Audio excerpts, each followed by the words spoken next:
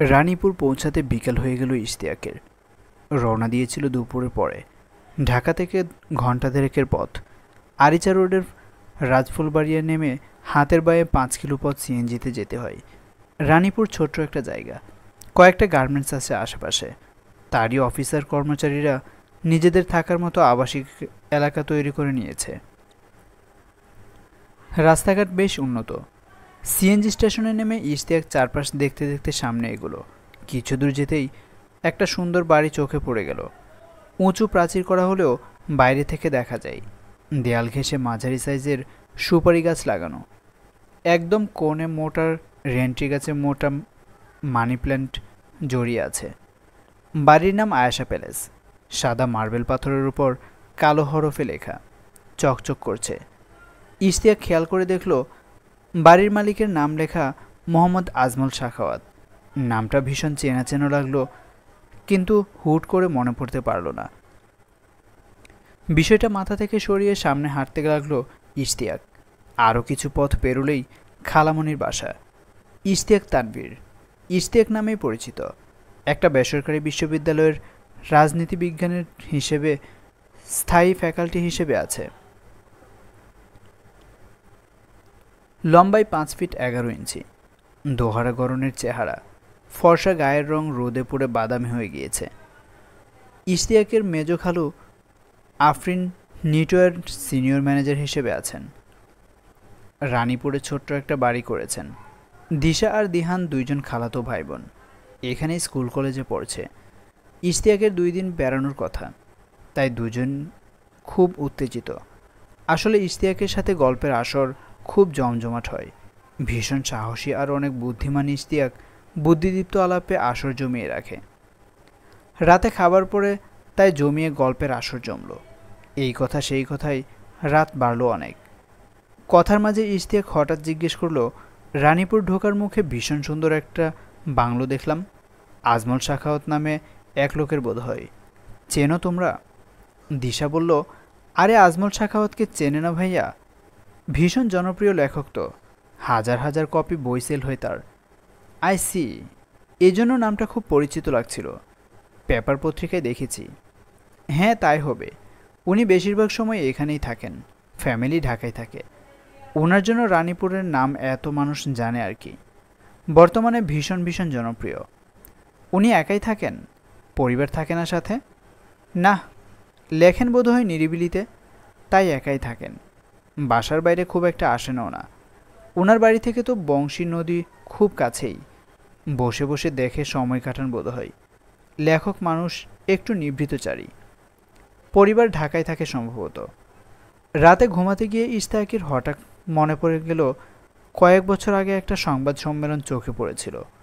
মেয়েঘটিত কোনো ইস্যু ছিল, সম্ভবত ভদ্রলোকের কোনো দোষ ছিল না বলে মিডিয়ায় সামনে সরাসরি জানিয়েছিল একটি মেয়ে ইনসেটে, মেয়েটার ছবিও ছিল। আরও মনে পড়ে গেল মেয়েটার নাম ছিল নদী, কোনো একটা ইউনিভার্সিটির স্টুডেন্ট। এসব মনে পড়ে যাওয়ায় বিপুল একটু হাসলো একা একা। যা মনে রাখার দরকার নেই তেমন অনাবশ্যক স্মৃতিতে মস্তিষ্ক পরিপূর্ণ থাকে, অথচ প্রয়োজনীয় অনেক তথ্য হারিয়ে ফেলে। বিজ্ঞান অনেক এগিয়েছে, এমন একটা প্রযুক্তি থাকলে ভালো হতো, মস্তিষ্কের অপ্রয়োজনীয় ডেটা রিমুভ করে ফেলা যাবে। আবার মনে হলো কোনটা প্রয়োজন বা কোনটা অপ্রয়োজনীয় সেটা আসলে আপেক্ষিক বিষয়, সময় নির্ধারণ করে প্রয়োজনীয়তায় মাত্রা। এই বিষয়টা আসলে অনিশ্চিত, ভবিষ্যৎ আসলে মানুষের পক্ষে জানা সম্ভব হয় না। দার্শনিক চিন্তায় ডুবে গিয়ে ইশতিয়াক কখন ঘুমিয়ে পড়ল নিজেই টের পেল না। ঘটনাটা ঘটল পরের দিন সকালে।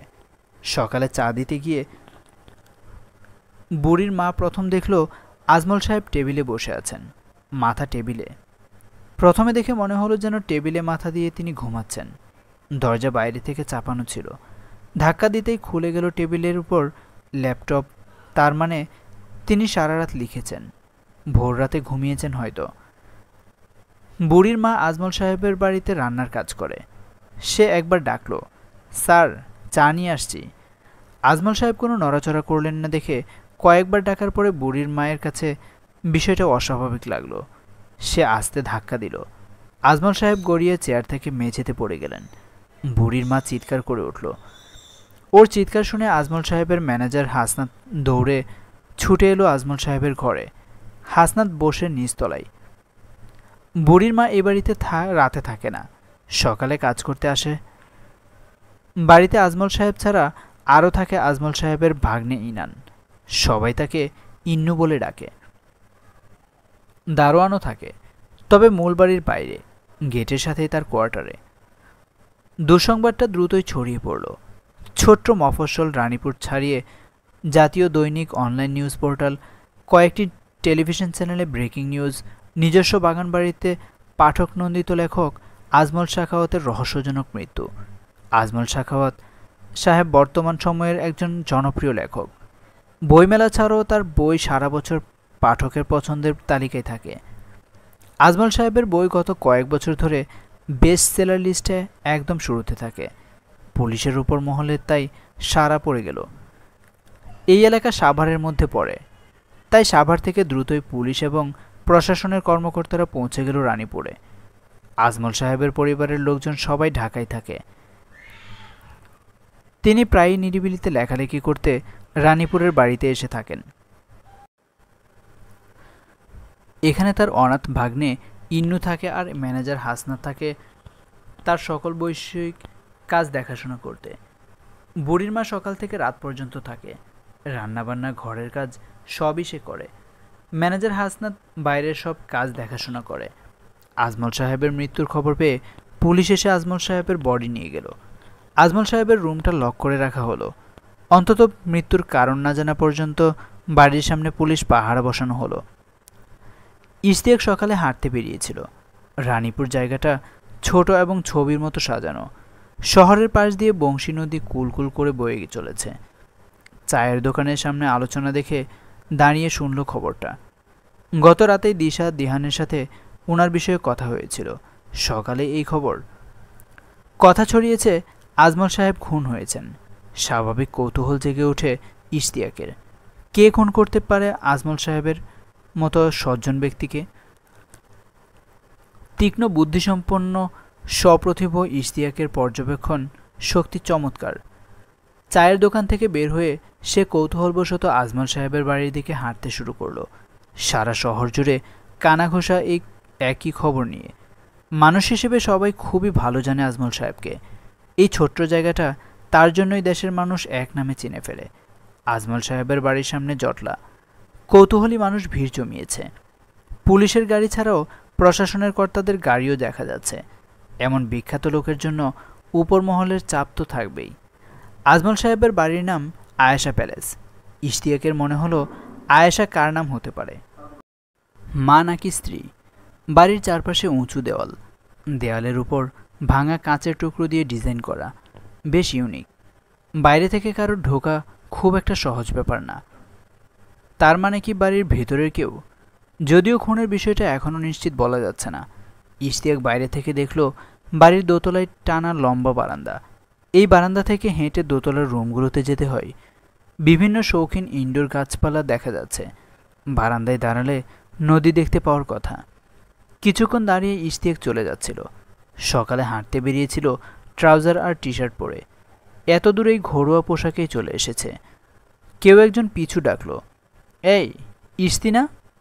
ইশতিয়াক পেছনে ফিরে দেখল তাহের ভাই, তার ভার্সিটির হলের বড় ভাই।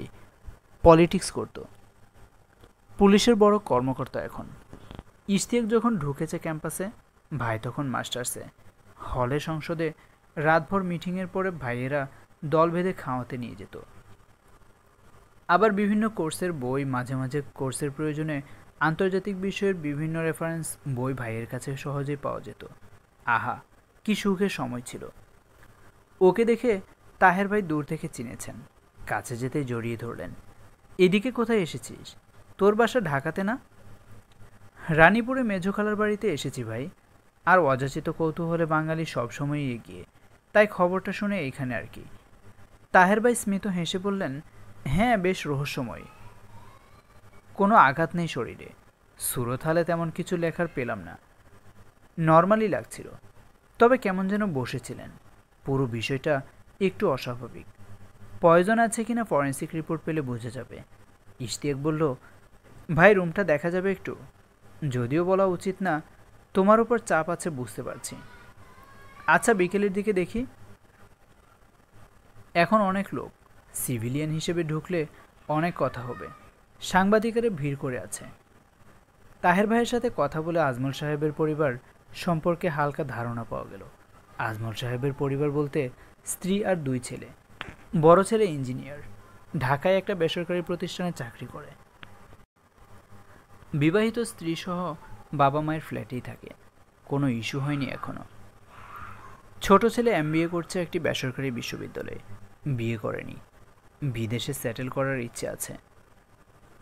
আজমল সাহেবের স্ত্রী আইরিন আক্তার নিতান্ত সাধারণ গৃহিণী। সংসার আর সন্তানদের নিয়ে তার জীবন কেটেছে। পড়াশোনা করেছিলেন অনেক দূর, কিন্তু ছেলেদের জন্য কোনো চাকরি করেননি। আজমল সাহেবের সাথে তার সম্পর্ক নাকি এখন কিছুটা দূরত্ব তৈরি হয়েছিল। আজমল সাহেব লেখালেখি নিয়ে ব্যস্ত থাকেন, দেশে বিদেশে ঘুরতে যান, রানীপুরে থাকেন, অনেকটা নিজের মতো থাকতে পছন্দ করেন। এখানে একজন দুঃসম্পর্কের ভাগ্নে থাকে, ইন্নু, তাকে আশ্রিতই বলা যেতে পারে। আপাতত তাহের ভাইয়ের সাথে কথা শেষ করে ইশতিয়াক খালামণির বাসার দিকে এগোলো। এমনিতেই অনেক দেরি হয়ে গিয়েছে আজ, সবাই চিন্তা করবে। ফেরার সময় তাহের ভাইকে নিজের ফোন নাম্বার দিয়ে ভাইয়ের ফোন নাম্বারটা নিল ইশতিয়াক। ইশতিয়াক বাসায় ঢুকে দেখলো সবাই ডাইনিংয়ে বসে আছে, ব্রেকফাস্ট শেষ প্রায়। ওকে দেখে খাবার দিল খালামণি, ঘিয়ে ভাজা পরোটা, সাথে ঝাল ঝাল টার্কি ভুনা। খালামণির হাতের রান্নাটা কিন্তু চমৎকার, আর রানীপুরের সুভাষের সন্দেশটা অদ্ভুত তুলতুলে নরম একেবারে। ডাইনিংয়ে সবাই আজমল সাহেবকে নিয়ে কথা বলছিল। দিশা ক্লাস 9-এ উঠেছে। আজমল সাহেবের লেখার খুব ভক্ত। ওর খুব মন খারাপ। ওনার লেখালেখি একদম জীবন ঘনিষ্ঠ, মনে হয় সব চোখের সামনে ঘটছে। দিহান স্থানীয় কলেজে পড়ে। সে বলল, ভালোই লিখে, কিন্তু সব লেখাই প্রেম ভালোবাসা নিয়ে। এজন্য সব মেয়েরা ওনার লেখার ভক্ত। ইশতিয়াক অবশ্য আজমল সাহেবের বই পড়েনি একটাও। ও একটু নন ফিকশন, আর্টিকেল টাইপের লেখা পছন্দ করে। গল্প উপন্যাস স্টুডেন্ট লাইফে পড়া হয়েছে অনেক। তাই দিশার কাছে ইশতিয়াক জিজ্ঞেস করলো, আজমল শাখাওয়াতের কোনো বই আছে তোর কাছে? দিহান শুনে হেসে বলল, মরার পরে তো ওনার বইয়ের কর্তৃত্ব আরও বেড়ে গেল মনে হয়। দিশা 3-4টা বই দিয়ে বলল, এবার এটা কেনা হয়নি, দাম 550 টাকা, পরে কিনবো করে আর কেনা হয়নি। ইশতিয়াক খাওয়া শেষ করে রুমে গিয়ে বই নিয়ে বসে পড়ল। কয়েকটা বই পড়ে দেখা যাক। প্রথম বইটির নাম তরঙ্গিনীর স্রোতে। তরু নামের এক বিশ্ববিদ্যালয়ে পড়া মেয়ের গল্প। প্রায় 25 বছরের বড় এক পুরুষের সাথে অসম রগরগে প্রেম কাহিনী। মেয়েটির শরীরের এমন বিস্তর বর্ণনা, কামের শীতকারের ভঙ্গি নিয়ে লেখা অস্বস্তি তৈরি করে, কিন্তু গল্পটা চমৎকার। ইশতিয়াক ডুবে রইল অদ্ভুত ভালো লাগাই। ভদ্রলোকের লেখনী চমৎকার। জীবনের বাস্তব কঠিন দিক, প্রেম, কিছুটা রগরগে কাম, সবই উঠে এসেছে। এজন্যই সবাই এত পছন্দ করে। গল্প শেষে প্রধান চরিত্রের জন্য মায়া তৈরি হয়। দ্বিতীয় বইয়ের নাম শুভ্রতা।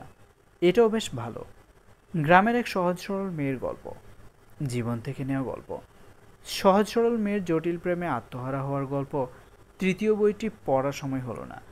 দুপুর কখন গড়িয়ে গিয়েছে, খালামণি খেতে ডাকলেন। খাওয়া শেষ হতেই ফোন বাজল। তাহের ভাই ফোন করেছেন। 3:30টার দিকে রানীপুর পুলিশ ফাঁড়িতে যেতে বললেন। ওখান থেকে আজমল সাহেবের বাড়িতে যাবেন। আজমল সাহেবের পরিবার এসেছে ঢাকা থেকে, তাদের সাথে কথা বলতে যাবেন। ইশতিয়াক দেখল 2:45 বাজে, তাই দেরি না করে তৈরি হয়ে বের হয়ে গেল। তাহের ভাইয়ের অফিসে ঢুকে দেখল অনেক ভিড়, সাংবাদিকদের ভিড়। সবাই ঢাকা থেকে এসেছে, সবাই পুলিশ অফিসারের বক্তব্য চাই।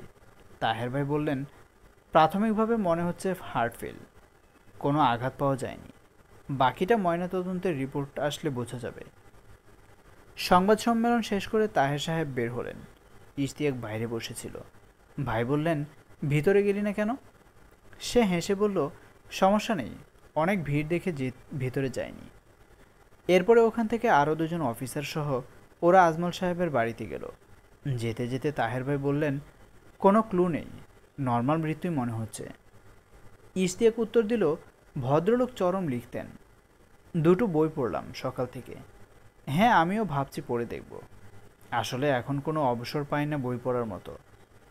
ডিউটির পরে যেটুকু সময় থাকে সোশ্যাল মিডিয়া টিভি নিয়ে সময় কেটে যায়। আজমল সাহেবের বাড়ির বাইরে ভিড় আছে এখনও, কিন্তু ভিতরে কয়েকজন নিকটাত্মীয় ছাড়া অন্য কেউ নেই। তার ছেলেরা বসেছিল ড্রয়িং রুমে।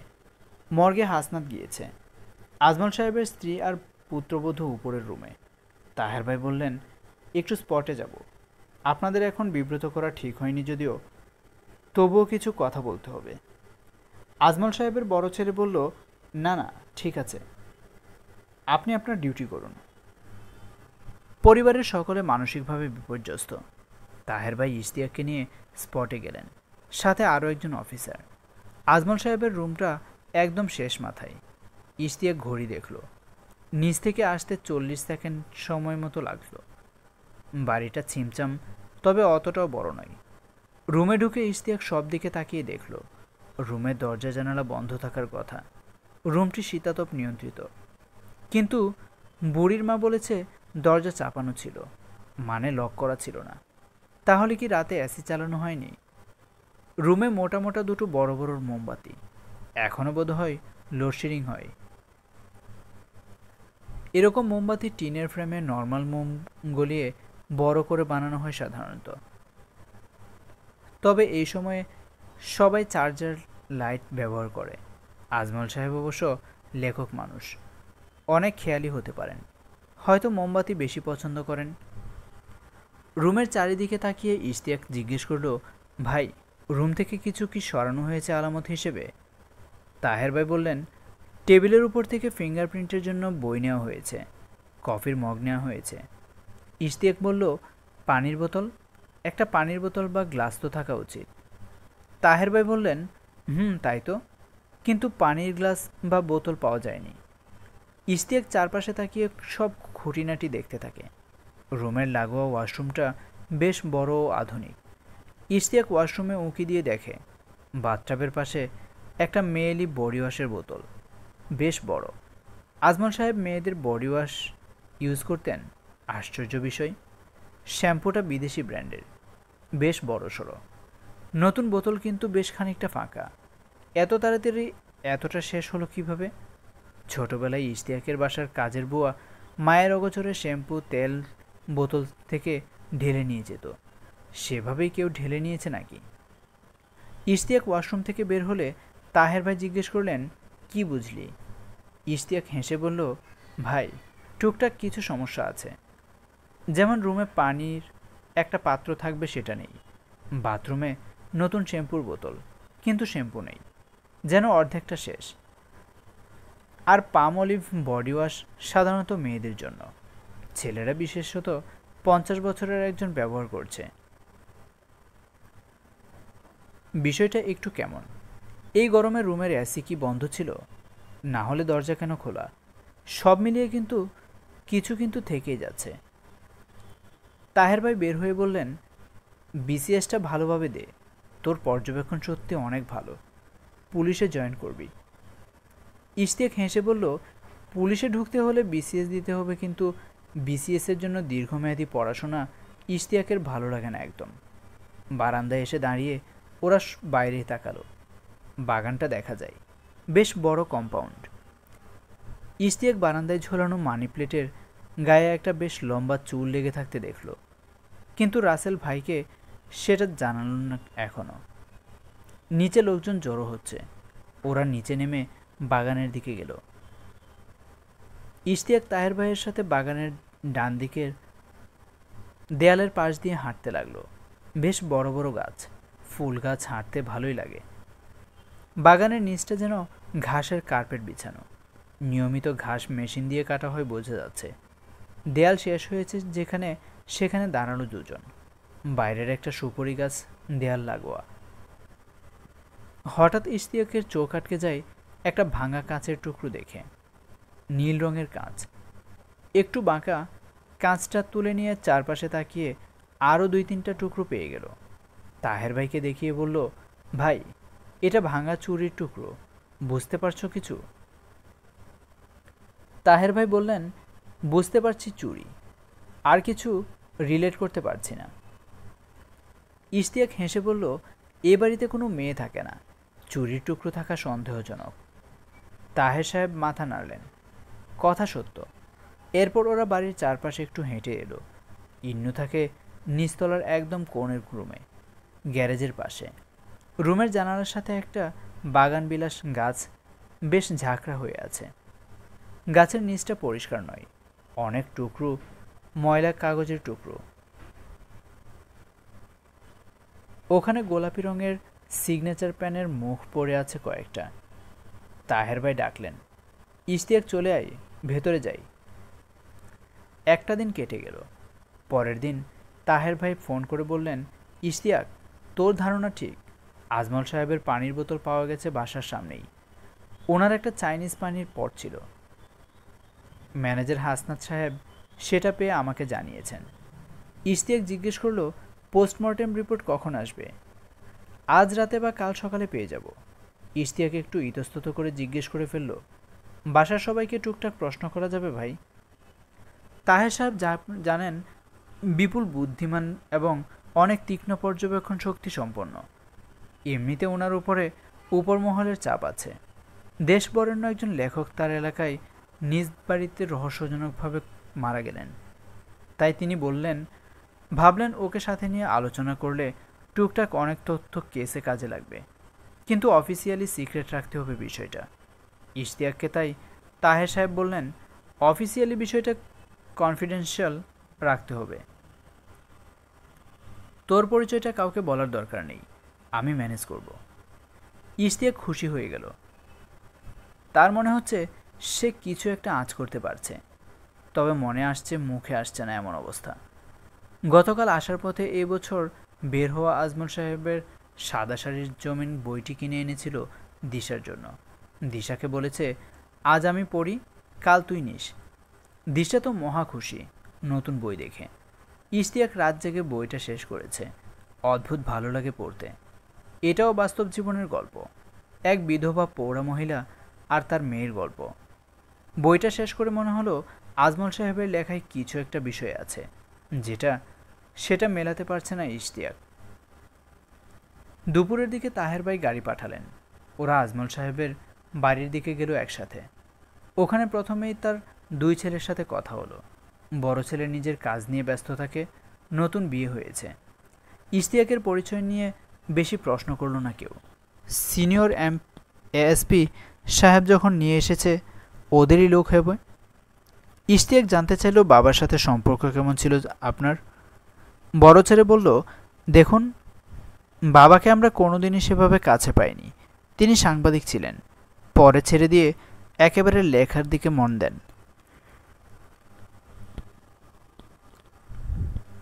নিরিবিলি থাকতে পছন্দ করতেন। মাও তাকে বেশি ইনভলভ করতেন না সংসারের খুঁটিনাটি বিষয়ে। এরকম ফর্মাল সম্পর্ক। ছোট ছেলে একই প্রশ্নে উত্তর এমনই দিল। সে নিজের বিদেশে সেটেল করা নিয়ে খুব ব্যস্ত। পরিবারের সাথে খুবই ফর্মাল যোগাযোগ। পুত্রবধূ নতুন মানুষ, সে তার শ্বশুর সম্পর্কে সেভাবে জানে না। তার কাছে জানা গেল বিয়ের পরে বাবা একবারই ঢাকা গিয়েছিলেন, তাও ইন্ডিয়া যাবেন তাই এমবাসিতে কাজ ছিল, দুদিন থেকে চলে এসেছেন। আজমল সাহেবের স্ত্রী বেশ ভেঙে পড়েছে। তাহের সাহেব বললেন, ম্যাডাম, আমাদের রুটিন কিছু প্রশ্ন আছে। তিনি মাথা নেড়ে সায় দিলেন। ইশতিয়াক দেখল মহিলা বেশ সোনার গয়না পরে আছেন, যেটা বেশ রেয়ার এখন। হালকা গোলাপি শাড়ি, সব মিলিয়ে বয়স হলেও বেশ ছিমছাম তিনি। তাকে জিজ্ঞেস করা হলো, আপনার স্বামী সম্পর্কে কিছু বলুন, আপনার সাথে কেমন সম্পর্ক ছিল? তিনি বললেন, তিনি খুব একটা ঢাকায় যেতেন না, দিনরাত নিজের লেখায় ডুবে থাকতেন। কয়েকদিন ধরে শরীরটাও ভালো ছিল না, একটু বমি বমি ভাব ছিল, দুর্বল লাগতো। তিনি বুড়ির মাকে দুধ দিতে বলেছেন রোজ একবার। ইশতিয়াক পয়েন্ট নোট করল। বেশ কিছুদিন ধরে অসুস্থ কিছুটা। ম্যানেজার হাসনাতকে ডেকে পাঠালেন তাহের ভাই। তিনি বেশ বিপর্যস্ত। বয়স 30-এর ঘরে হবে, মাঝারি উচ্চতা, ঘন ঘন নাকে হাত দেওয়ার বদ অভ্যাস আছে। গতকাল থেকে সে অনেক প্রেশারে আছে। তার বক্তব্য, স্যারের সাথে অনেক মানুষের চেনা জানা, সজ্জন ব্যক্তি ছিলেন। মাসের খরচ একেবারে দিয়ে দিতেন আমাকে।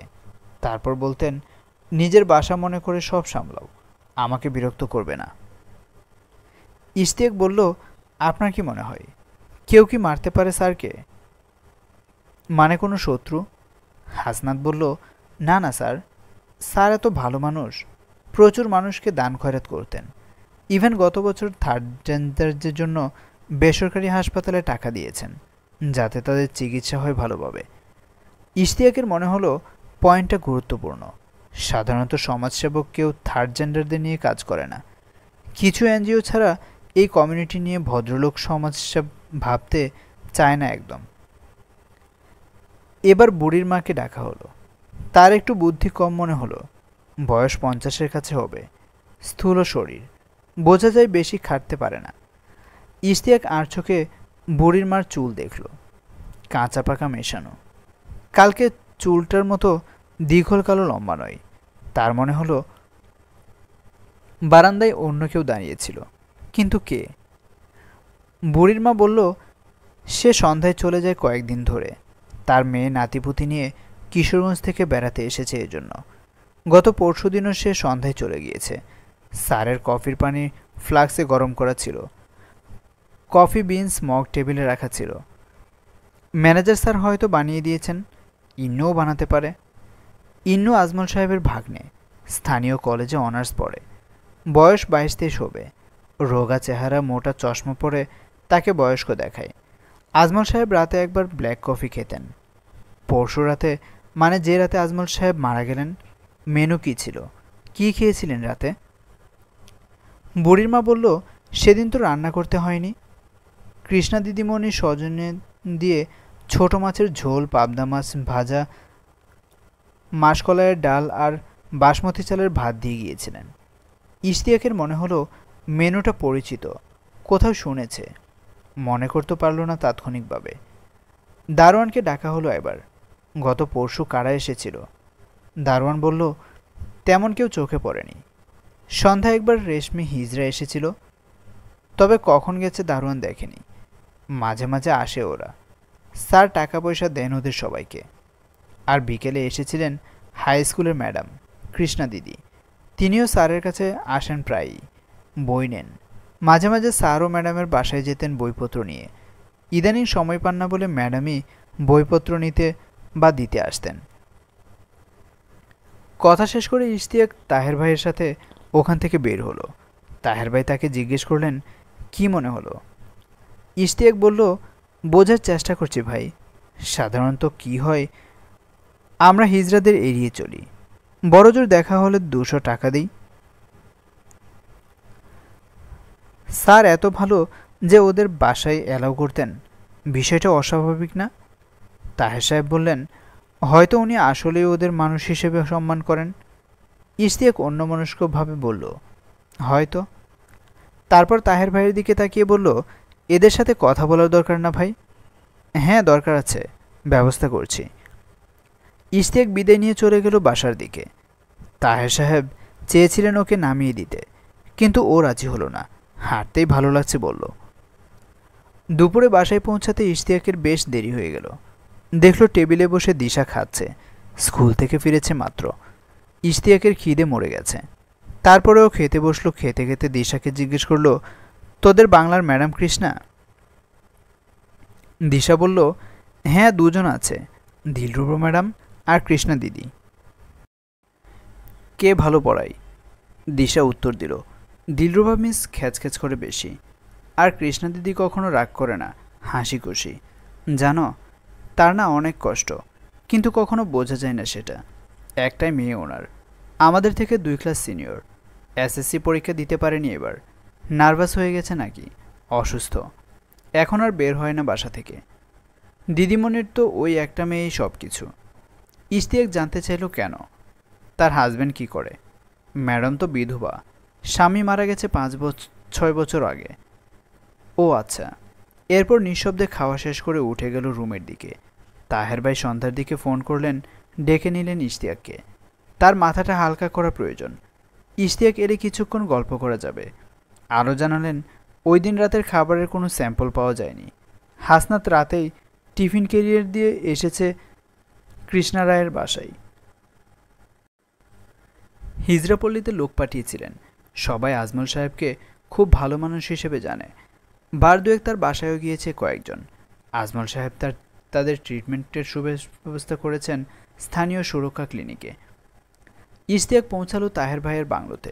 তাহের ভাই বললেন, রাতে কয়েকজন হিজড়াকে ডেকেছি, যারা আজমল সাহেবের সাথে বেশি জড়িত ছিল। 8:30টার দিকে কয়েকজন ঢুকলো। রেশমি, শাবানা, জুথি, ময়ূরী আর চম্পা হিজড়া। আরও দুজন অফিসার সাথে নিয়ে এসেছেন। তাহের ভাই জিজ্ঞেস করলেন একে একে তাদের সাথে কেমন সম্পর্ক ছিল আজমল সাহেবের। সবাই একই কথা বলল, খুব ভালো, স্যার অনেক ভালো মানুষ। রেশমিকে ইশতিয়াক লক্ষ্য করছিল। ও তেমন কথা বলছিল না, আর বিপর্যস্ত দেখাচ্ছিল। সহসা রেশমির কাছে ইশতিয়াক জানতে চাইল, আপনি তো গিয়েছিলেন ওই দিন সন্ধ্যায়, কেন গিয়েছিলেন, কখন ফিরেছেন? রেশমি জানালো, সে সন্ধ্যার পর গিয়েছে, 8:30টার দিকে বের হয়েছে। কী এমন কাজ ছিল তার? সেকেন্ড অফিসার জানতে চাইলেন। রেশমি বলল, স্যারই ডাকতেন গল্প করার জন্য। ইশতিয়াক একটু অবাক হলো। হিজড়াদের সাথে গল্প? ভদ্রলোক বিকৃত রুচির ছিলেন না তো? কি মনে হয়, কেউ কি মারতে পারে স্যারকে? শাবানা এই প্রশ্নের উত্তরে বলল, স্যারের কোনো শত্রু থাকতেই পারে না। আমাদের সাথে এত মিষ্টি করে কথা বলতেন তিনি। আরও টুকটাক কিছু প্রশ্নের পর ওদের চলে যাবার অনুমতি দেওয়া হলো। ইশতিয়াক বলল, আজমল সাহেবের ল্যাপটপ থেকে কোনো তথ্য পাওয়া যেতে পারে। আর বছর কয়েক আগে একটা ঝামেলা হয়েছিল। একটা মেয়ে স্যারকে ডিফেম করার চেষ্টা করেছিল। এই বিষয়ে একটু খোঁজ নেওয়া দরকার। অন্য একজন অফিসার বলল, ঠিকই বলেছেন, আমিও সেটাই ভাবছিলাম। তাহের ভাই সাথে সাথেই ফোন দিলেন ম্যানেজার হাসনাতকে। ম্যানেজার জানালো, ল্যাপটপের ওই দিন চার্জ শেষ হয়ে গিয়েছিল।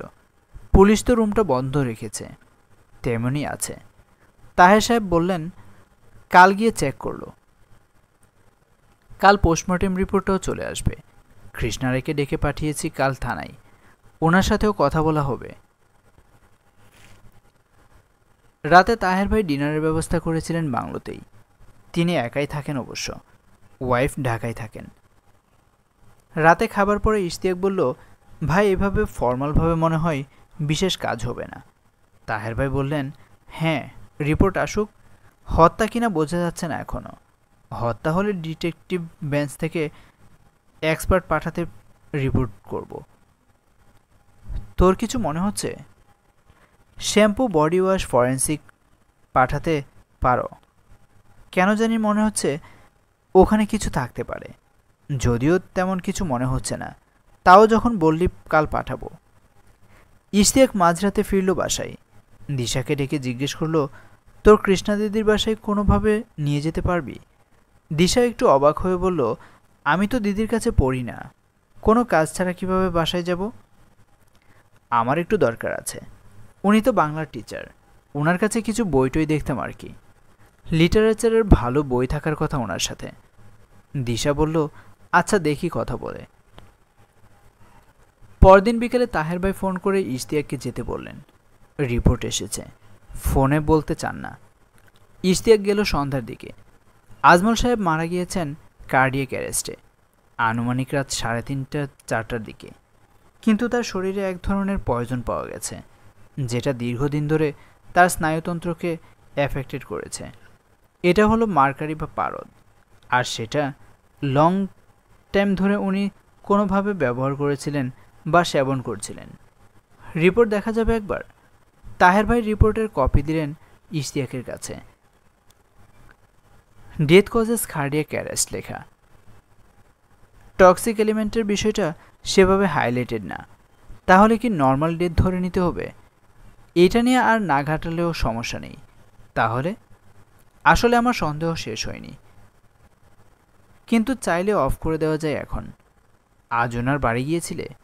হ্যাঁ গিয়েছিলাম, ল্যাপটপ চেক করলাম, ওনার লেখালেখির ফোল্ডার চেক করা, লক করা। এখানে এটা খোলার মতো এক্সপার্ট নেই, ঢাকায় পাঠাতে হবে। আর তেমন কিছুই নেই। সোশ্যাল মিডিয়ার অ্যাক্টিভিটি খুবই নর্মাল, ওনার ছেলেরা কি বলল? আর স্ত্রী? যেহেতু নর্মাল কার্ডিয়াক অ্যারেস্ট, তারা বিষয়টা নিয়ে জলঘোলা করতে চান না।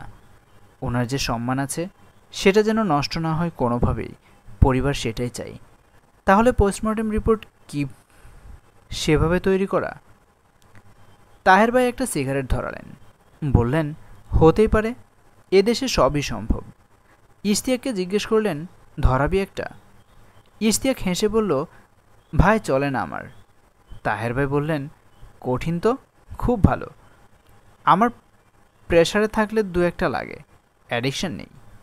ইশতিয়াক বলল, ভাই একটু ঘাটিয়ে দেখি চলো, কোথাকার জল যাই শেষ পর্যন্ত। অবশ্য তুমি যদি বলো। আমিও সেটা ভাবছি। আমাদের হাতে কিছু নেই, ইনফর্মালভাবে কিছু বের করা যায় কি না সেটা দেখা যেতে পারে। তুই এক কাজ কর, মাথায় যে যে প্ল্যান আছে একটা নোট করে ফেল, তারপর আমাকে দেখা। এদিক থেকে তোর সাপোর্ট যা লাগে আমি দিচ্ছি। আজ ও বাড়িতে যাওয়ার পর কি কি হলো বলো তো একটু। এই তো আমি ঢুকলাম, ম্যানেজারের সাথে কথা বললাম। এ সময় একটা লোক আসায় ম্যানেজার আমাকে বসিয়ে তার সাথে কথা বলতে চলে গেল। এরপর ওনার ছেলেরা সহ ওনার রুমে যাই, ল্যাপটপ ওপেন করি, কিন্তু আমি বা ওনার ছেলে কেউ লেখালেখির ফোল্ডারের পাসওয়ার্ড ভাঙতে পারলাম না। এরপর নিচে চলে আসি। আর হ্যাঁ, শ্যাম্পু আর বডি ওয়াশ ফরেন্সিকে পাঠিয়েছি। ম্যানেজার চলে আসেন, আমি কথা শেষ করে চলে আসি।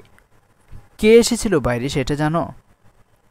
তাহের ভাই উত্তর দিলেন, ওয়াশরুমের কোনো ফিটিংস লাগানো হয়েছিল নতুন কয়েকদিন আগে, তার বিল নিতে প্লাম্বার বা মিস্ত্রি এসেছিল। কি ফিটিংস সেটা জানা হয়নি।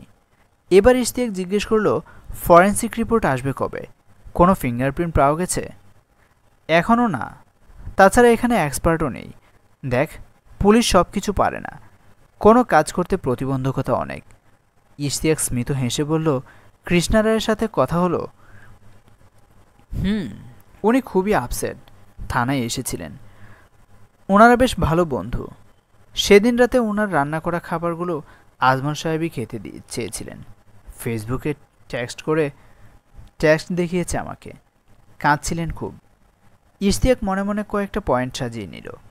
রেশমি হিজড়ের সাথে কথা বলতে হবে আলাদাভাবে, অন্য পরিচয়ে কৃষ্ণা ম্যাডামের বাড়ি যেতে হবে, ফরেন্সিক রিপোর্ট আসা পর্যন্ত অপেক্ষা করতে হবে, আজমল সাহেবের বাড়িতে কী কাজ করা হয়েছে বাথরুমে সেটা দেখতে হবে, লেখালেখির ফোল্ডার উদ্ধারের চেষ্টা করতে হবে। বাড়ির সবার সাথে, বিশেষ করে স্ত্রী ও বুড়ির মাকে আবার কিছু প্রশ্ন করতে হবে। পয়েন্টগুলো তাহের ভাইয়ের খুব মনে ধরল। তিনি বললেন, ওকে, তুই কর এই কাজগুলো, আমি পাশে আছি, যে সাপোর্ট প্রয়োজন আমি দিব ইনশাল্লাহ। এদিকে রাত বাড়ছিল। তাহের ভাই ইশতিয়াককে পৌঁছে দিয়ে এলেন ওর খালার বাসায়। ইশতিয়াকের বাসায় ফিরতে বেশ দেরি হয়ে গিয়েছিল, ছুটি শেষ হয়ে আসছে। আবার আজমল সাহেবের মৃত্যুর বিষয়টা নিয়ে এত জড়িয়ে গিয়েছে, সমাধান না করে যেতেও ইচ্ছে করছে না। বাসায় ফেরার পর দিশা বলল, কৃষ্ণা দিদিমণির বাসায় আগামীকাল বিকেলে যেতে পারবে। ও দিদিমণিকে বলেছে ভাইয়া বেড়াতে এসে খুব বোর ফিল করছে, তাই কিছু বই নিয়ে দিবে দিদিমণির কাছ থেকে। ইশতিয়াক খুশি হয়ে বলল, তুই কি কি বই কিনবি একটা লিস্ট করে আমাকে দিস, বিশাল একটা কাজ করে দিলি। দিশা আগামাথা কিছুই বুঝল না, খুশি মনে নিজের বইয়ের লিস্ট বানাতে বসে গেল। ইশতিয়াক ভাবল, কাল সকালে যাবে আজমল সাহেবের বাড়িতে তাহের ভাইকে নিয়ে। ভাইকে ফোন করে জানালো আর বলল, মেকআপ নিতে হবে ভাই, সন্ধ্যার পরে অন্য চেহারায় যাব রেশমি হিজড়ার সাথে দেখা করতে, তুমি আমি দুজনই। তাহের ভাই জানালেন, ওকে ডান। পরদিন সকাল 10টার দিকে তাহের ভাইয়ের গাড়ি এসে ইশতিয়াককে নিয়ে গেল আজমল সাহেবের বাড়িতে। গেটে ঢুকতেই দারোয়ান সামনে এলো। তাহের ভাই ইশারা দিলেন ইশতিয়াককে প্রশ্ন করতে। সেদিন তুমি কোথায় ছিলে সন্ধ্যার পরে? দারোয়ান বলল, স্যার আমি এখানেই ছিলাম, আমার ফুল টাইম ডিউটি, থাকিও এখানে। বাইরে যাওনি একবারও? গিয়েছিলাম স্যার, 8:30টার পরে স্যার ফোন করে বললেন সিগারেট এনে দিতে। তার মানে রেশমি চলে যাওয়ার পরে? জি। দোকান কত দূরে, কত সময় ছিলে না এখানে? তখন গেট কি বন্ধ থাকে? দোকান রাস্তার মাথায়, 5 থেকে 7 মিনিট লাগে আসতে যেতে। গেট তালা বন্ধ করে যায় স্যার। কেউ আসলেও দাঁড়িয়ে থাকে, আমি আসার পর ঢোকে। সিগারেট দিয়ে আসলে তুমি? না, হাসনাত স্যারকে দিয়েছিলাম। আচ্ছা, বাড়িতে কী কাজ করিয়েছে বাথরুমে? স্যারের বাথরুমে বাথটাব লাগানো হয়েছে স্যার। শুধু একটা বাথরুমে? জি স্যার। আচ্ছা ঠিক আছে, তুমি কোথাও যাবে না আমি না বলা পর্যন্ত, আর এলাকা ছেড়েও যাবে না। জি আচ্ছা স্যার। ওরা চলে আসে ওখান থেকে। বাসায় ঢুকতেই দেখা হয়ে যায় আজমল সাহেবের ভাগ্নে ইন্নুর সাথে। আগের দিন বেশি কথা হয়নি। আজ তাহের ভাই জিজ্ঞেস করলেন, আপনার নাম তো ইনান? জি। আপনি কোথায় ছিলেন সেদিন? ইন্নু বলল, সে স্থানীয় কলেজে অনার্স পড়ে, আর থার্ড ইয়ার ফাইনাল পরীক্ষা চলছে। ওই দিন সে পরীক্ষা নিয়ে এসে রুমেই ছিল। রাতে খাবার পরে ঘুমিয়ে গিয়েছিল। ইশতিয়াক জিজ্ঞেস করলো, রাতে কি খেয়েছিলেন? মামার খাবার দিয়ে গিয়েছিল কৃষ্ণা দিদি, সেখান থেকেই পাবদা মাছ আর মাসকলাইয়ের ডাল সাথে ভাত খেয়েছিলাম। আচ্ছা, আপনি আসতে পারেন। স্টেশন লিভ করবেন না আমি না বলা পর্যন্ত। হাসনাত এগিয়ে এলো ওদের দেখে। ইশতিয়াক জিজ্ঞেস করলো, এই বাসায় আগে বাথটাব ছিল না? জি না স্যার, সপ্তাহ দুয়েক আগে স্যার লাগিয়েছেন, কিন্তু ভাগ্য কি, ব্যবহার করতে পারলেন না নিজে। ইশতিয়াককে সাথে নিয়ে তাহের ভাই ভিতরে গেলেন। ইশতিয়াক বুড়ির মাকে ডেকে জিজ্ঞেস করলো, তোমার স্যার অনেক কফি খান? বুড়ি বলল, না, সকালে আর মধ্যরাইতে। কি কফি খান উনি? স্যারের কফি বাইরে থেকে আনা, এখানে পাওয়া যায় না। ঢাকা থেকে স্যারের যা লাগে ম্যাডামই পাঠান। বাকি সবার কফি বাজারের সাথে কিনা আনে, খালি স্যারেরটা বিদেশি। ইশতিয়াক কফির পাত্র দেখতে চাইল। দেখল থাই বা চাইনিজ কিছু ভাষায় নাম লেখা। এটা আর কেউ খায় না? না স্যার। ইশতিয়াক তাহের ভাইকে বলল, ভাই এটাও ফরেন্সিকে দাও। লেখক সাহেব একাই খেতেন। এবার আবার বুড়ির মাকে জিজ্ঞেস করলো, কৃষ্ণা দিদি কি কি খাবার দিয়েছিলেন আবার বলো তো। বুড়ির মা বলল, 4টা পাবদা মাছ, মাসকলাইয়ের ডাল, সজনে দিয়ে ছোট মাছ আর নোনা ইলিশ ভুনা। সেদিন তো নোনা ইলিশের কথা বলনি। বুড়ির মা বলল, স্যার ভয়ে সব আওলা ঝাওলা হয়ে গেছে, ভুলে গেছিলাম। নোনা ইলিশের কথা কিন্তু ইন্নুও বলেনি। এটা খেয়েছিলেন আজমল সাহেব মেবি। টেক্সটেও দেখলাম ইলিশের স্পেশাল রেসিপির কথা বলেছিলেন, তখন মিস করে গেছি। আর ইন্নু স্বজনের কথাও বলেনি। বুড়ির মা বলল, ইন্নু ভাই সজনা খায় না, শুটকিও খায় না। ইশতিয়াক মাথা নেড়ে বলল, হুম। হঠাৎ ইশতিয়াক জিজ্ঞেস করলো, আজমল সাহেবের রুমে বড় বড় দুটো মোমবাতি আছে, এগুলো কি কেনা? না না, এগুলো বাজার থেকে মোমবাতি কিনে ইন্নু ভাই বানাইছে। সে এসব কাজ কাম ভালো পারে। ও আচ্ছা। ওরা কথা শেষ করে ওখান থেকে বের হয়ে এলো। ইশতিয়াক বলল, ভাই মেকআপের ব্যবস্থা হয়েছে? চাপদারি আর চশমা পাওয়া গেছে, সন্ধ্যার আগে আসিস। ইশতিয়াক গুগল সার্চ দিয়ে কয়েক বছর আগের ঘটনাটি বের করে ফেলল। নিউজগুলো পরপর সাজালে এমন হয়, একটি মেয়ে অভিযোগ করেছে আজমল সাহেব তাকে শারীরিকভাবে ব্যবহার করেছে, কিন্তু পরবর্তীতে অল্প দিনের মধ্যেই মেয়েটি মিডিয়ার কাছে ক্ষমা চায় মিথ্যাচার করার জন্য। একটা অখ্যাত পত্রিকার লিঙ্কে মেয়েটির সাক্ষাৎকার পাওয়া গেল। সেখানে মেয়েটি বলেছে প্রিয় লেখকের সাথে খুশি মনে দেখা করতে একটা রেস্ট হাউসে গিয়েছিল সে। লেখক আজমল সাহেব প্রথমে খুব আন্তরিকতার সাথে কথা বলে তার ফোন নম্বর নিলেন, তারপর নিজেই ফোন দিয়ে গল্প করতেন। কিছুদিন পরে মেয়েটিকে একটি রিসোর্টে যাওয়ার কথা বললেন। সারাদিন থাকবেন, লিখবেন, মেয়েটি ইচ্ছে করলে সাথে যেতে পারে। সে প্রিয় লেখকের সাথে কাল কাটানোর এই সুযোগ মিস করতে চাইল না। বাসায় মিথ্যা বলেই চলে গেল আজমল সাহেবের সাথে। আজমল সাহেব প্রথমে তাকে কিছু বলেনি, কিন্তু হঠাৎ করে বললেন তার গল্পের নায়িকার চেহারার সাথে ওর অনেক মিল। গল্পের নায়িকার শরীর কল্পনায় মেয়েটিকে একটু হেল্প করতে বললেন, যে কেউ জানতে পারবে না। আবদ্ধ রুমে নগ্ন হয়ে কিছুক্ষণ বসতে হবে, আজমল সাহেব লিখবেন। একটা উপন্যাসের অংশ হওয়ার লোভে মেয়েটি রাজি হলো। আজমল সাহেবের বিছানায় সে জামা কাপড় খুলে বসল।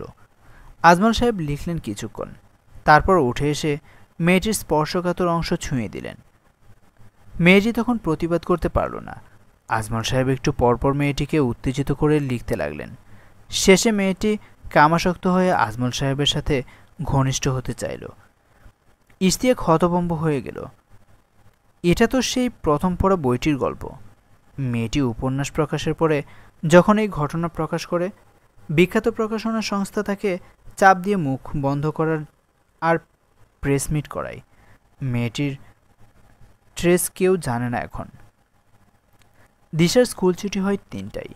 ইশতিয়াক গেল ওকে আনতে। ওকে নিয়ে কৃষ্ণা ম্যাডামের বাসায় যাবে। ম্যাডাম ছুটিতে ছিলেন, তাই তাকে বাসায়ই পাওয়া গেল। তিনি খুব খুশি হলেন ওদের দেখে। ইশতিয়াককে বললেন, এই সময়ে যারা বই পড়ে সময় কাটায়, আমি তাদের খুব আলাদা মনে করি। সবাই তো এখন সোশ্যাল মিডিয়ায় অ্যাডিক্টেড। তিনি ওনার বইয়ের আলমারির সামনে নিয়ে গেলেন। কৃষ্ণা ম্যাডামের বাসাটা বেশ ছিমচাম। ড্রয়িং রুমে বেতের সোফা দেওয়া, একটা পড়ার টেবিল দেওয়া, পাশেই কাঠের আলমারি পুরনো ধরনের। ইশতিয়াকের মনে হলো ও আগেও এসেছে এ বাসায়। ইশতিয়াক বই দেখছিল, তখনই ভিতর থেকে চিৎকার ভেসে এলো। কৃষ্ণা অস্বস্তি নিয়ে বললেন, মেয়েটা একটু মানসিকভাবে অসুস্থ, তাই চেঁচামেচি করে মাঝে মাঝে। তোমরা বই দেখো, আমি আসছি। ইশতিয়াক দেখল তাকের একটা জায়গাতে আজমল সাহেবের বেশ কিছু বই। ও এবারের বইটা হাতে নিল। তখনই মনে হলো সাদা শাড়ির জমিন, কৃষ্ণার দিদিমণি আর তার মেয়ের গল্প। এজন্যই ঘরের বর্ণনা ওর চোখে পড়েছে। আর মেনুর খাবারগুলোর কথাও বইয়ে পেয়েছে। ইশতিয়াক বইটা নিয়ে পৃষ্ঠা উল্টাই, দেখে আজমল সাহেবের অটোগ্রাফ, পৃথাকে মানে কৃষ্ণাদির মেয়েকে দেওয়া। কি অদ্ভুত তো, বাচ্চা একটা মেয়েকে লিখেছে, তোমার ভাঁজ খোলো, আনন্দ দেখাও, করি প্রেমের তর্জমা। ইশতিয়াকের একটু গোলমেলে লাগে বিষয়টা। টেবিলে বসে বইয়ের পাতাগুলো উল্টে পাল্টে দেখতে দেখতে হঠাৎ চোখ যায় টেবিলে একটা ইন্ডিয়ান রেসিপির বই, সাথে আরও একটা বই, কিছু প্রিন্ট করা কাগজ। ইশতিয়াক রেসিপির বইটা হাতে নেই, কিছু পেজ নেড়ে চেড়ে দেখে। এর মধ্যে কৃষ্ণা দিদি এসে পড়ে, বলে, তুমি কি রেসিপির বই পড়বে নাকি? ইশতিয়াক বলল, না না, ইন্ডিয়ান প্রিন্ট দেখে দেখছিলাম। হ্যাঁ, গত বছর কলেজ স্ট্রিট থেকে কিনেছিলাম। তবে এই রেসিপির বেশিরভাগ মশলাই পাওয়া যায় না এই দেশে। প্রিন্ট করা কাগজগুলোর একটা ছবি তুলতে পেরেছে শুধু, বাকিটা তোলার আগেই দিদিমণি চলে আসেন। তারাশঙ্কর বন্দ্যোপাধ্যায় সমগ্র নিয়ে চলে এলো ইশতিয়াক। আসার পথে দিশাকে জিজ্ঞেস করে, দিদিমণির মেয়ের সমস্যা কি? দিশা বলে, কি জানি, একদম ফার্মের মুরগির মতো ছিল তো, হুট করে কি জানি হয়েছে। ওরা হাঁটতে হাঁটতে বাসায় চলে এলো। সন্ধ্যার আগে ইশতিয়াক পৌঁছে গেল তাহের ভাইয়ের বাংলোতে। ওরা চাপদাড়ি লাগায় আর দুটো আলাদা ডিজাইনের চশমা পরে। পুলিশের সোর্স আগেই সব ব্যবস্থা করে রেখেছিল। হিজড়াপল্লীর অবস্থা ভয়ঙ্কর, অস্বাস্থ্যকর পরিবেশ, গালাগালি, পাশে অঘোষিত পতিতালয়ও আছে, অন্ধকার একটা গলি। একটা দুটো করে খুপড়ি ঘর পেরিয়ে ওরা পৌঁছে রেশমির ঘরে। রেশমি ঘরে ছিল না। হিজড়াদের ঘরে তালা দেওয়া থাকে না। আশ্চর্যের বিষয়, সমাজের কেউ তাদের ভালো না বাসলেও নিজেরা নিজেদের ভালোবাসে, বিশ্বাস করে। ঘরে ঢোকা কঠিন হলো না। তাহের ভাই এক দালালকে নিয়ে এসেছে সাথে। রেশমির ঘরে তাকের উপর ইশতিয়াক খেয়াল করল। পাম অলিভ বডি ওয়াশের বোতল, সাথে একটা কৌটা। ইশতিয়াক গন্ধ শুকে দেখে আজমল সাহেবের শ্যাম্পু, বেশ খানিকটা বোতলে ঢালা, কয়েকটা কাঁচের চুড়ি। রেশমি ঘরে ঢুকল। সেদিন মাথায় ওড়না দিয়ে গিয়েছিল। ইশতিয়াক আজ দেখল রেশমির চুল বেশ লম্বা, দীঘল কেশ যাকে বলে, মানে চুলটা রেশমির। তার মানে দাঁড়ায় রেশমি প্রায়ই যেত আজমল সাহেবের বাড়িতে। ওদের দেখেই রেশমি বলল, আমি জানতাম আপনারা আসবেন, কিন্তু আমার ঘরে আসতে সাজ কেন বদলান হইল? সাজ তো রোজ আমরা বদলাম। মাইয়া না হইয়াও মাইয়া সাজি, পুরুষ না হইয়া পুরুষ। ইশতিয়াক মনে মনে ভাবল, কোনোভাবেই মাথা গরম করা যাবে না। ঠান্ডা স্বরে ইশতিয়াক জিজ্ঞেস করল, তুমি তো সব কথা বলনি আমাদের, সবটা বললে তো আসতে হতো না। কি বলতাম তোমাদের? আমার আর তোমাদের স্যারের সম্পর্ক কি তোমাদের ভালো লাগতো শুনতে? ইশতিয়াক আর তাহের বড় ধরনের ধাক্কা খেয়ে গেল। আজমল সাহেবের মতো মানুষ বিকৃত রুচির ভাবা যায় না জাস্ট। রেশমি বলল, ওই একজন মানুষ আমাকে ভালোবাসতো, যে কখনো আমাকে স্পর্শ করেনি। আমাকে সে ডাকতো রেশম কথা বলে। শুধু আমার ইচ্ছে পূরণ করে গেছে নিজের মতো করে। জন্মের পর থেকে আমাকে কেউ ভালোবাসেনি। বাবা মাই ফেলে দিয়েছে, সারা জীবন সবাই দূর ছাই করেছে। সেখানে সেই একমাত্র লোক যে আমাকে ভালোবাসতো। তোমার কি ইচ্ছে পূরণ করেছেন আজমল সাহেব? রেশমি বলল, সব ইচ্ছা। শাড়ি, চুড়ি, কসমেটিক্স, যা পছন্দ সব দিয়েছে আমাকে। একদম শেষে বলেছিলেন, সিনেমার মতো বড় সাদা বাথটবে আমার শুয়ে থাকতে ইচ্ছে করে। সেটার ব্যবস্থাও করেছিল নিজের বাথরুমে। কিন্তু এত সুখ আমার কপালে সইল না, তার মইরা যাওয়া লাগলো। তাহের ভাই জিজ্ঞেস করেন, তোমাকে যে আজমল সাহেব ভালোবাসেন এটা কে কে জানে? রেশমি বলল, কেউ জানতো না তো। জানলে তো তোমরা তারে খারাপ ভাববা। ভদ্রলোক, থু। আমি যাইতাম গভীর রাত্রে, কেউ দেখতো না। আর ওই ভদ্রলোক আমারে ভালোবাসে, তাই অপমানিত হবে এটা আমি চাই না, তাই কাউকে কিছু বলি নাই। ইশতিয়াক বলল, তুমি ঢুকবে তাই দারোয়ানকে সিগারেট আনতে পাঠানো হলো? অনেক রাত হয়ে গেল, তাই সরাসরি বের হলে না। সুপারি গাছ থেকে উঠে নিচে লাফিয়ে নেমেছিলে সেদিন। দারোয়ান সিগারেট আনতে চলে যাওয়ার পরে? রেশমি অবাক হয়ে বলল, কিভাবে জানলেন আপনি? কেউ তো দেখে নাই। ইশতিয়াক মুচকি হেসে বলল, তোমার হাতে যে চুড়ি, ওটার টুকরো ভেঙে বাগানে পড়ে আছে। তাহের ভাই চমৎকৃত হলেন। তিনি ভুল করেননি, ইশতিয়াক সত্যিই ট্যালেন্টেড।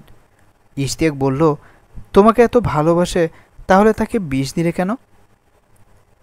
রেশমি বলল, আমি কেন তাকে বিষ দেব? আমি তো চলে এসেছি রাত 11টার পরে। তাহলে তুমি তাকে বিষ দাওনি, কে দিয়েছে? রেশমি এবার অধৈর্য হয়ে উঠে বলল, আমি জানি না। ইশতিয়াক বলল, তুমি দারোয়ানকে সরিয়ে দিয়ে বের হলে কিভাবে? আমি ওনার পানির পট নিয়ে এসে জোরে ছুঁড়ে মারি। দেয়ালের ওপাশে শব্দ হয়। দারোয়ান দেখতে বের হয়ে কি পড়ল। আমি সেই ফাঁকে বের হয়ে আসি। তাহের ভাই বললেন, তুমি কোথাও যাবে না এলাকা ছেড়ে? হিজরাপল্লী থেকে বের হয়ে ইশতিয়াক হঠাৎ বলল, ভাই এক কাজ করো না, তুমি লোক পাঠিয়ে স্যারের ল্যাপটপটা তোমার কোয়ার্টারে নিয়ে আসো। বলে যে পাসওয়ার্ড ভাঙতে এক্সপার্ট আসবে। তাহের ভাই কিছু বুঝলেন না, কিন্তু ইশতিয়াকের কথা মতো ল্যাপটপ আনতে আজমল সাহেবের বাড়িতে লোক পাঠিয়ে দিলেন। রাতে ইশতিয়াক বাসায় ফিরবে না বলে ফোন করে খালাকে জানিয়ে দিল। বাংলোতে ফিরে ডিনার সেরে ল্যাপটপ নিয়ে বসল দুজন।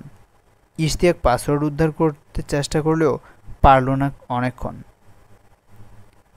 পরে হুট করে লিখল, রেশম কথা। আশ্চর্য, ফাইল খুলে গেল। এরপর অসম্পূর্ণ ওয়ার্ড ফাইলটা পিডিএফ করে দুজনের মেইলে সেন্ড করে দিল। ইশতিয়াক বলল, ভাই আগে পড়ে শেষ করো, তারপর বলছি। দুজনই গল্পটা পড়ে শেষ করল। পুরোটা রেশমির গল্প। ছোটবেলা থেকে পাওয়া বঞ্চনা, অবহেলা, অসম্পূর্ণ যৌবন, হুট করে আসা ভালোবাসার অনুভূতি, এগুলোই চলছিল। প্রায় শেষ করে এনেছিলেন। পড়া শেষ করে ইশতিয়াক বলল, ভাই আজমল সাহেবের লেখা হলো প্র্যাকটিক্যাল এক্সপেরিমেন্ট। উনি সব গল্প মানুষের জীবন থেকে নিয়েছেন। ভাষার ব্যবহারে দক্ষতায় উপন্যাসগুলো পাবলিক গিলেছে আর কি। এবারে সাদা শাড়ির জমিন বইয়ে পুরোটা কৃষ্ণাদিদির জীবন, এমনকি তার বাসার ড্রয়িং রুমের বর্ণনাও সেম। বুঝতে পারছি পাবলিক সেন্টিমেন্টকে চরমভাবে কালিজ্জে লাগিয়েছেন উনি, কিন্তু ওনাকে মারবে কে? রেশমি কি মারবে? রেশমি তো মনে হলো ওনার প্রেমে হাবুডুবু খাচ্ছিল। আসলে এই কমিউনিটিকে কেউ ভালো চোখে দেখে না। রেশমির সাথে ভালোবাসার নাটক করে রেশমির গল্পটা লিখেছিলেন আজমল সাহেব। শেষ করতে পারলে এটাও মাস্টারপিস হতো। আর 2 দিন অপেক্ষা, ফরেন্সিক রিপোর্ট আসুক, তারপর 2 2 4 মিলিয়ে তোমাকে বলছি সব কিছু। অবশেষে ফরেন্সিক রিপোর্ট পাওয়া গেল। ফরেন্সিক রিপোর্টে আজমল সাহেবের কফির পটে অর্গানিক পারদ পাওয়া গিয়েছে, যেটা ব্যবহার করা ক্ষতিকারক। ডাইমিথাইল মার্কারি খুব সাইলেন্টলি এফেক্ট করে শরীরের সব অর্গান নষ্ট করে দেয়, কিন্তু বোঝা যায় না। কেউ অন্তত ৩-৪ মাস ধরে এটা মেশাচ্ছে কফির সাথে। ইশতিয়াক বলল, যে পারদ দিচ্ছিল সে জানে এটা সাইলেন্ট কিলার। তাহের মাথা নাড়ল, কিন্তু মৃত্যুর কারণ তো এটা না, কার্ডিয়াক অ্যারেস্ট। ইশতিয়াক বলল, হতে পারে এমন কোনো বিষ যেটা কার্ডিয়াক অ্যারেস্ট ঘটায়, কিন্তু বোঝা যায় না সেটা কি। পুরোটাই ধারণার উপর বলছি ভাই, আর কিছু পড়াশোনা করেছি সেখান থেকে। কৃষ্ণা দিদিমণির বাসায় কিছু কাগজপত্র দেখলাম প্রিন্ট করা। সেখানে একটা আর্টিকেল ছিল, what chemical can kill human living on trace, and it is potassium chloride. এক ধরনের লবণ, বেশি খেলে কার্ডিয়াক অ্যারেস্ট হতে পারে, কিন্তু ট্রেস করা যাবে না। ওনার ইন্ডিয়ান রেসিপি বুকে দেখলাম নোনা ইলিশ তৈরির প্রক্রিয়া, প্রচুর লবণ লাগে। আমার মনে হয় উনি সোডিয়াম ক্লোরাইড না দিয়ে পটাশিয়াম ক্লোরাইড দিয়ে শুটকিটা নিজে তৈরি করেছিলেন। Just unbelievable. কাল চলো কৃষ্ণা রায়ের বাড়ি যাই, প্রমাণ করতে না পারলেও চেক করে আসি। কৃষ্ণা রায়ের বাড়িতে পরদিন ইশতিয়াক গেল তাহের ভাইকে সাথে নিয়ে। ওকে দেখে খুশি হলে তাহের ভাইকে দেখে একটু অস্বস্তিতে বোধ করলেন কৃষ্ণা রায়। তাহের ভাই বললেন, আপনার সাথে দেখা করতে আসবো, ইশতিয়াকও আসবে বই ফেরত দিতে, তাই একসাথেই এলাম। কৃষ্ণা রায় অবিশ্বাসের দৃষ্টিতে তাকালো। ইশতিয়াক বলল, তাহের ভাই আমার ক্যাম্পাসের বড় ভাই, পূর্ব পরিচিত, বলে একটু হাসল। কৃষ্ণা রায় ওদের বসিয়ে বললেন, আগেরবার কী বই নিতে এসেছিলেন? না ম্যাডাম, আপনার বাসায় এসেছিলাম দেখতে। একটু মিথ্যা বলতে হয়েছে, তবে মিথ্যা তো আপনিও বলেন তাই না? আপনার মেয়ের আসলে কি হয়েছে সেটা সবার কাছে লুকিয়েছেন। আবার তাহের ভাইয়ের কাছে গিয়ে কান্নাকাটিও করেছেন আজমল সাহেবের জন্য। সবই তো নাটক। এখন কি পুরো বিষয়টা বলবেন আমাদের? কৃষ্ণারা একটু থমকে গেলেন, তারপর নিচু স্বরে বললেন, পৃথা আমার একটাই মেয়ে। ওর বাবা মারা যাওয়ার পর ওদের বাড়ি থেকে আমি কিছুই পাইনি, মেয়ে বলে পৃথাও পাইনি। আমার চাকরি ছিল বলে আমরা বেঁচে ভরতে ছিলাম। শ্যামলদা মানে তোমাদের আজমল সাহেব আমার পূর্ব পরিচিত। বছর দুয়েক আগে দেখা হলো হুট করেই। একদিন বাসায় এলো চা খেতে, পৃথার সাথেও আলাপ হলো। পৃথা ওনার লেখার খুব ফ্যান ছিল। পৃথার সামনে এসএসসি পরীক্ষা, ও রাত জেগে পড়তো, কিন্তু শ্যামলদা ওকে গোপনে ফোন করা শুরু করে। আমি পৃথার ফোনে ওনার টেক্সটও দেখেছি, যা অত্যন্ত আপত্তিকর, তবে আমি সেটা পড়ে দেখি। তার আগে তিনি আমার সাথেও মিষ্টি করে কথা বলতেন। আমার হাজব্যান্ড নেই, আমি একা একা কীভাবে এত যুদ্ধ করছি সেসব কথা নিয়ে অ্যাপ্রিসিয়েট করতেন। এরপর একদিন দুপুরে আমি স্কুল থেকে বাসায় ফিরে দেখি উনি পৃথার সাথে ঘনিষ্ঠ হয়েছেন। আমি সরে গেলাম। সেই মুহূর্তে আমার কিছুই করার ছিল না। রাতে পৃথাকে চেপে ধরতেই পৃথা জানালো সে শ্যামলদাকে ভালোবাসে। আমার মাথায় আকাশ ভেঙে পড়ল। মেয়েকে ওর হাত থেকে বাঁচাতে আমি ওকে সিডেটিভ ইঞ্জেকশন দেওয়া শুরু করি। সারাক্ষণ ঘুমাই, ডোজ বেশি হলে চিল্লাপাল্লা করে, একটু অ্যাবনর্মাল বিহেভ করতে শুরু করে। আমার হাসি খুশি মেয়েটাকে নিজেই আধো পাগল বানিয়ে দিলাম। শ্যামলদাকে বলে কোনো লাভ হতো না, প্রভাবশালী মানুষ, তাই তাকে বলিনি। আমি আমার সাথে যোগাযোগ কমালেন, কিন্তু অফ করলেন না। বইমেলায় দেখলাম নিঃসঙ্গ মা তার আর কিশোরী মেয়ের কাম সম্পর্কের গল্প লিখে তিনি বিখ্যাত হয়ে গেলেন। তাই প্রতিশোধ নিতে চাইলেন, আমার পদ্ধতিটাও পেয়ে গেলেন খুব সহজে।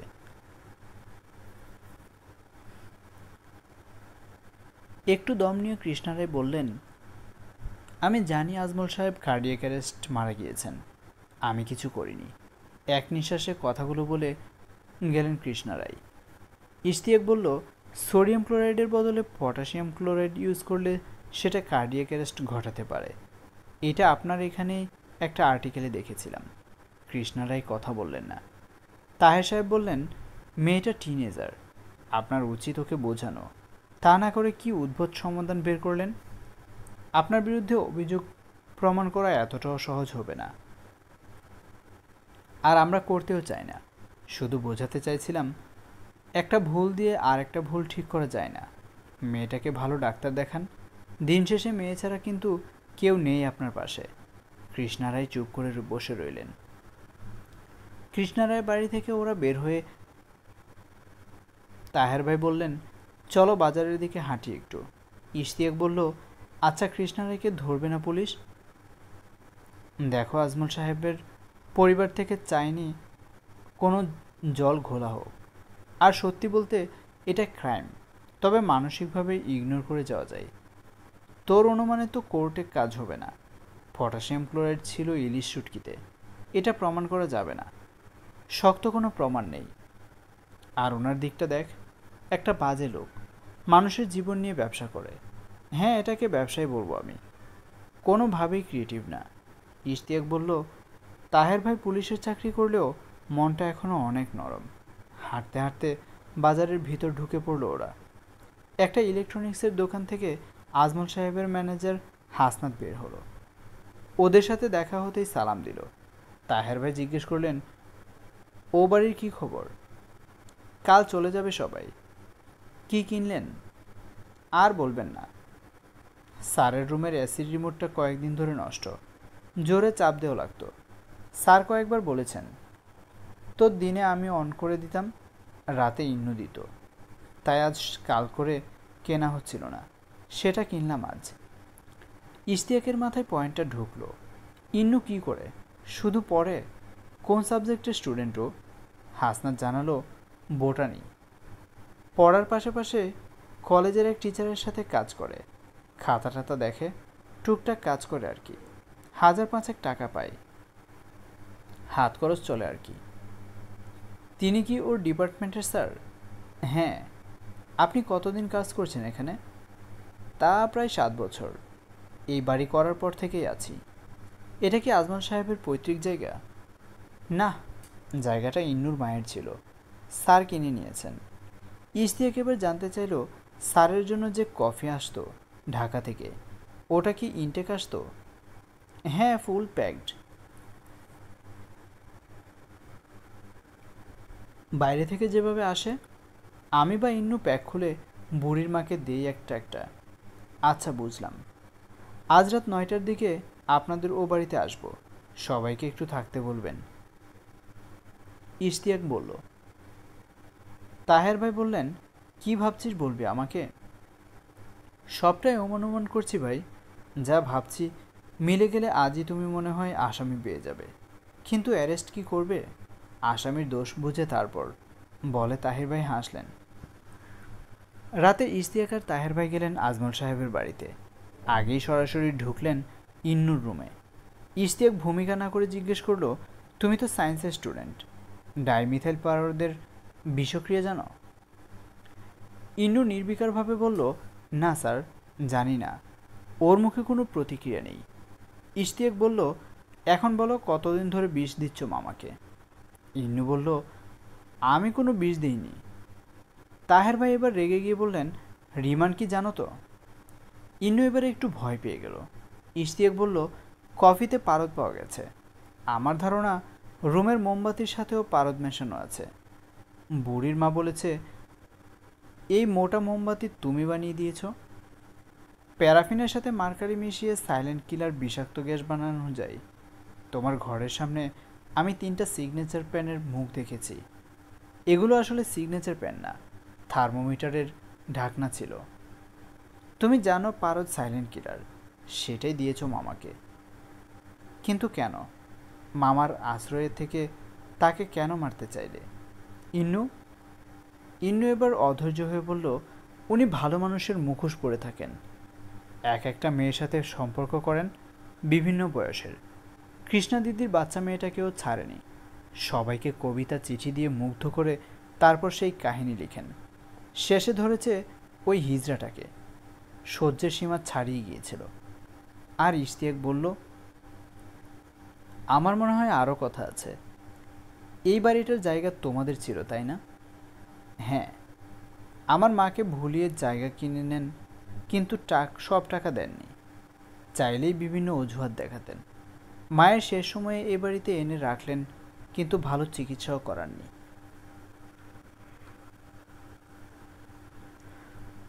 ইশতিয়াক আর তাহের সাহেব দুজনেই একটু চুপ করে থাকলেন।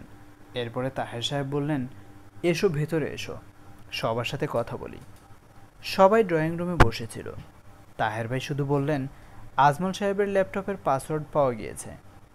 ওনার অসম্পূর্ণ গল্প আছে সে লকড ফোল্ডারে, ওপেন করা আছে। আরও কিছু ফর্মাল কথা শেষ করে বের হয়ে এলেন। ফিরে যেতে যেতে ইশতিয়াক বলল, ভাই ইন্নুর কি হবে? তাহের ভাই বললেন, দেশবরেণ্য লেখক আজমল শাখাওয়াত সাহেব মারা গিয়েছেন কার্ডিয়াক অ্যারেস্টে। তার পরিবার এটাই চাই, সবাই এটাই জানুক। উপরের চাপও আছে। ইশতিয়াক হেসে বলল, আমার কাজ শেষ, কালকে সকালে ঢাকায় ফিরব। ঢাকায় এলে ফোন দিও। তাহের ভাই বললেন, হ্যাঁ ফোন তো দিতেই হবে, এত সুন্দর করে রহস্য সমাধান করলি, তোর তো একটা পুরস্কার পাওনা হয়ে গেল। দুজনই হেসে উঠল একসাথে। বন্ধুরা, আজকের গল্পের নাম গল্পের আড়ালে, লিখেছেন সানজানা আলম। বন্ধুরা, গল্পটি কেমন হয়েছে তা অবশ্যই কমেন্টে জানিয়ে দিন। ভালো লেগে থাকলে অবশ্যই একটি লাইক দিয়ে ভিডিওটি শেয়ার করে আমাদের চ্যানেলের সাথেই থাকুন। যারা এখনও চ্যানেলটিকে সাবস্ক্রাইব করেননি, প্লিজ আমাদের চ্যানেলটিকে সাবস্ক্রাইব করুন। আর এখন থেকে নিয়মিত গল্প পাবেন এই চ্যানেলে। সে পর্যন্ত সবাই ভালো থাকুন, সুস্থ থাকুন। আল্লাহ হাফেজ।